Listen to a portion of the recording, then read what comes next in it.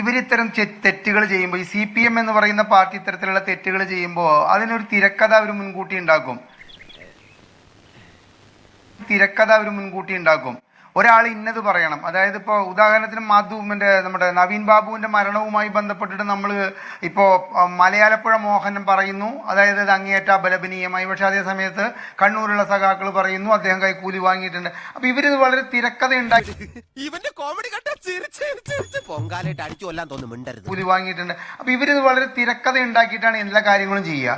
ജോയി എന്ന് പറയുന്ന സഖാവ് അവിടെ പറയണം എന്തെന്ന്, ഇത് അങ്ങേയറ്റം ഞങ്ങളുടെ അടുത്ത് തെറ്റുപറ്റിപ്പോയി. അത് കഴിഞ്ഞാൽ ഇത് വിജയരാഘവൻ ഇങ്ങനെ പറയണം. ഇനിയിപ്പോ ഇവിടെ മൂന്നാറിലൊരാൾ നാക്ക് മൂർച്ച കൂട്ടിയിട്ട് ഇരിക്കുന്നുണ്ടായിരിക്കാം, MM മണി. അദ്ദേഹം എന്താണ് പറയുക എന്നുള്ളത് നമുക്ക് കേൾക്കേണ്ട ഒരു സാഹചര്യമാണ്. അത് വരും, താമസിയാതെ വരും. അത് കുറച്ചും കൂടി നമുക്ക് അശ്ലീലമൊക്കെ പ്രതീക്ഷിക്കാം. അപ്പൊ ഇവരെ ആരെന്ത് പറയണം, ആരെപ്പോൾ അതിനെ നിഷേധിക്കണം, ആർക്കെന്ത് വിളിച്ചു പറയാം എന്നുള്ളതൊക്കെ ഒരു തിരക്കഥ ഉണ്ടാക്കിയിട്ടാണ് ഇത്തരം കാര്യങ്ങളിൽ സംസാരിക്കുന്നത് എന്നുള്ളത് വേണം. ഇത് അധികാരഭ്രമം തലയ്ക്ക് പിടിച്ചിട്ടുള്ള, അധികാരത്തിന്റെ ധാർഷ്ട്യം തലയ്ക്ക് പിടിച്ചിട്ടുള്ളതിന്റെ ഒരു ഡയലോഗുകളാണ് ഇന്ന് വിജയരാഘവൻ എന്ന് പറയുന്ന ഒരു പക്വതയുമില്ലാത്തൊരു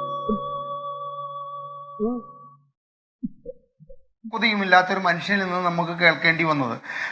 ആഷ്മിയൊക്കെ, എനിക്ക് 64 വയസ്സുണ്ട്. ആഷ്മി കേട്ടിട്ടുണ്ടോ എന്നറിയില്ല.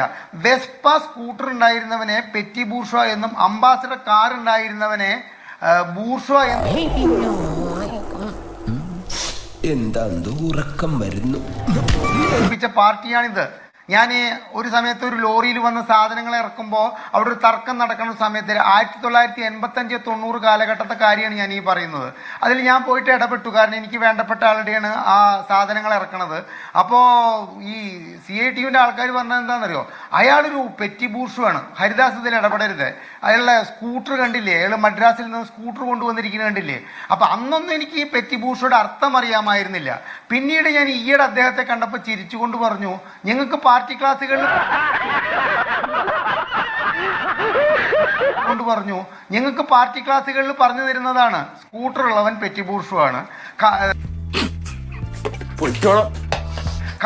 അംബാസഡർ കാറുള്ളവൻ ബൂർഷുവായാണ്, അവരോടൊന്നും നമ്മൾ ഒരു വിധത്തിലുള്ള വിട്ടുവീഴ്ചയ്ക്കും തയ്യാറാവരുത് എന്ന് പറഞ്ഞ് പഠിപ്പിച്ച സഖാക്കൾക്കൊക്കെ തന്നെ ഇപ്പോൾ ഏകദേശം 15 ലക്ഷത്തിനും 40 ലക്ഷത്തിനും ഇടയിലുള്ള വാഹനങ്ങളിൽ മാത്രം അവർ സഞ്ചരിക്കുമ്പോൾ അവർ നമ്മളോട് പറയുകയാണ്, ഞങ്ങളുടെ സമ്മേളനം നടക്കുമ്പോൾ ഒരു ദിവസം നിങ്ങൾക്ക് സഞ്ചരിക്കാതിരുന്ന എന്താ, അമ്മായിയമ്മയ്ക്ക് ഗുളിക മേടിക്കാൻ വേണ്ടിയിട്ട് പോവുകയാണോ, അല്ല ലോക്സഭാ തെരഞ്ഞെടുപ്പ് കഴിഞ്ഞപ്പോൾ തിരുത്താൻ തയ്യാറാണെന്ന് പറഞ്ഞിട്ടുള്ള കുറെ മീറ്റിങ്ങുകൾ നിങ്ങളതൊക്കെ റിപ്പോർട്ട് ചെയ്യുന്നു കണ്ടു. അതായത് ജില്ലാ കമ്മിറ്റി, സംസ്ഥാന കമ്മിറ്റി, PEB തിരുത്തുകയാണ്, എല്ലാ കാര്യങ്ങളും തിരുത്തിയിട്ട് മുൻപോട്ട് പോകണം എന്നുള്ളത്. ഒരു കാരണവശാലും ഞങ്ങൾ തിരുത്തില്ല, ഞങ്ങൾ തിരുത്തപ്പെടുകയില്ല, ഞങ്ങൾക്ക് അധികാരത്തിന്റെ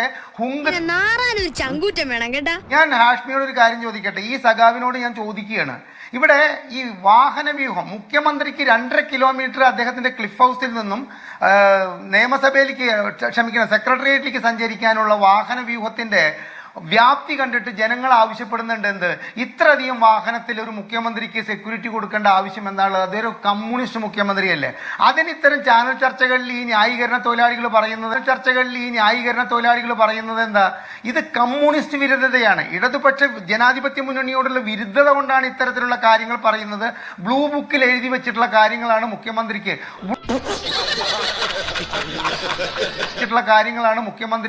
ബ്ലൂ ബുക്ക് കൃത്യമായി കൈകാര്യം ചെയ്ത് റിട്ടയർഡ് IPS ഉദ്യോഗസ്ഥൻ എന്നോട് പറഞ്ഞിട്ടുണ്ട്.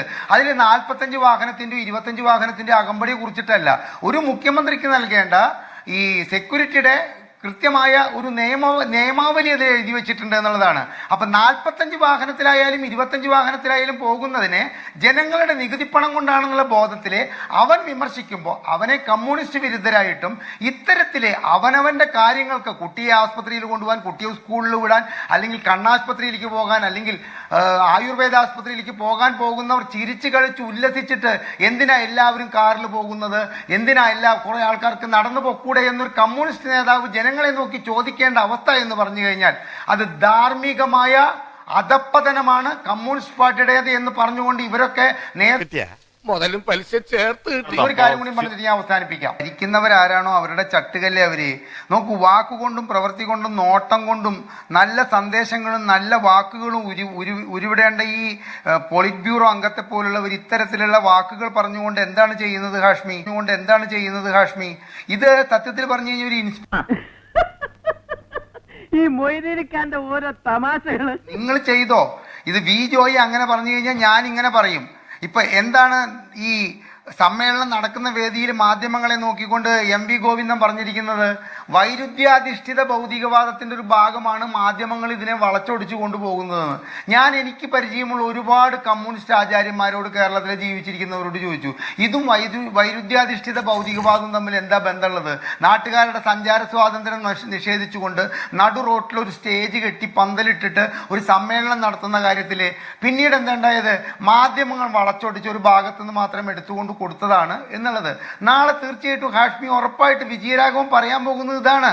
ഞാൻ ഉദ്ദേശിച്ച അർത്ഥത്തിലല്ല മാധ്യമങ്ങൾ ഇത് റിപ്പോർട്ട് ചെയ്തിരിക്കുന്നത് എന്ന് പറഞ്ഞുകൊണ്ടാണ് അദ്ദേഹം ഇതിൽ നിന്നും ഒഴിയാൻ പോകുന്നത്. പക്ഷെ അദ്ദേഹത്തിന്റെ അണികൾക്ക് അദ്ദേഹം കൊടുക്കേണ്ട എല്ലാവിധ പ്രോത്സാഹനവും അദ്ദേഹത്തിന്റെ വാക്കുകളിലുണ്ട്. നിങ്ങൾ നടു റോട്ടിലല്ല എവിടെ വേണമെങ്കിലും നിങ്ങൾ പന്തലിട്ടിട്ട് സ്റ്റേജ് കെട്ടിയിട്ട് ഇത്തരത്തിലുള്ള പരിപാടി നടത്തിക്കോ, ഞങ്ങൾ നിങ്ങളുടെ കൂടെ ഉണ്ട്.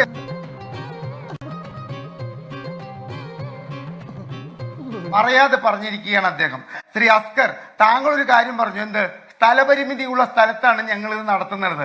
അതുകൊണ്ട് ഒരു പക്ഷെ എന്താണ് സുഹൃത്തെ, ഇതവിടെ ഈ സമ്മേളനം അവിടെ നടന്നില്ലെങ്കിൽ പിറ്റേ ദിവസം ഒന്നും സംഭവിക്കില്ല. നിങ്ങൾക്ക് 1 കിലോമീറ്റർ അപ്പുറത്തേക്കോ 1 കിലോമീറ്റർ ഇപ്പുറത്തേക്കോ പോയി കഴിഞ്ഞാൽ സ്ഥലമൊക്കെ കിട്ടും. ഇത് വാശി. ഞങ്ങളുടെ ഭരണം നടക്കുമ്പോൾ ഞങ്ങളുടെ പാർട്ടി സമ്മേളനം ഞങ്ങൾ നടു റോട്ടിൽ നടത്തുമെന്ന് ജനങ്ങളെ നോക്കി ഉച്ചയിസ്തരം വിളിച്ചു പറഞ്ഞതിന്റെ ഒരു വാശിയാണ് ഇതിന് പിന്നിലുള്ളത്. അല്ലാതെ മറ്റൊരു വിധ വികാരവും ഇതിന് പിന്നിലില്ല. സ്ഥലം ഇല്ലാത്തതോ അല്ലെങ്കിൽ മറ്റ് സ്ഥലങ്ങളിലേക്ക് പോകാനോ കഴിയാത്തതല്ല ഇത് നികുതിദായകരായ ഞങ്ങളോടുള്ള വെല്ലുവിളിയാണ്. അതിനപ്പുറം യാതൊന്നും ഉണ്ടായിരുന്നില്ല. ഇനിയും ഇത്തരത്തിലുള്ള പരിപാടികൾ ഹാഷ്മി നടക്കും.